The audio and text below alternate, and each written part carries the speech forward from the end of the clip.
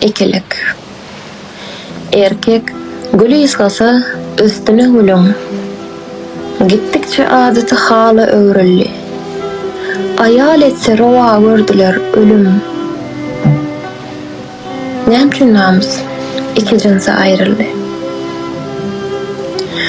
Atgalygyny tapyp geler ýyzyna. Dolanarmış, erkek bitirip işin.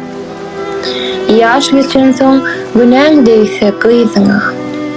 Oňa da diýjekmi? Aýalyňa diýşiň. Aýalmadan kim gözledi özüni?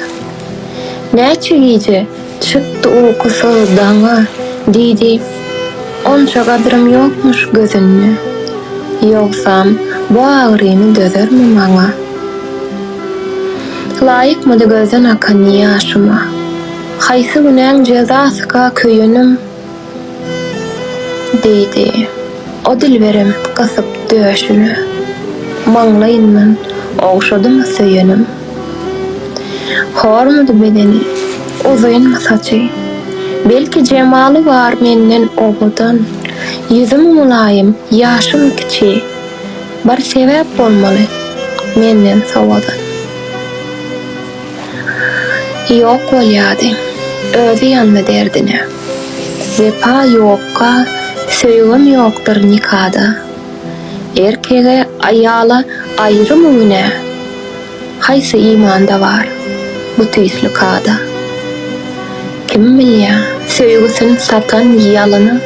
Näçe ýürek bardyr ol derde ýanýan, gojagyna başga dilber salana. Erkek diýenimden özüm utanýan. Jogapsyz sowallar beren okdymmy? Gijeler ukudan ağlap oýanny. Ondan soramady köşk ýa-da saray. Aslynda ukudan inni oýanny.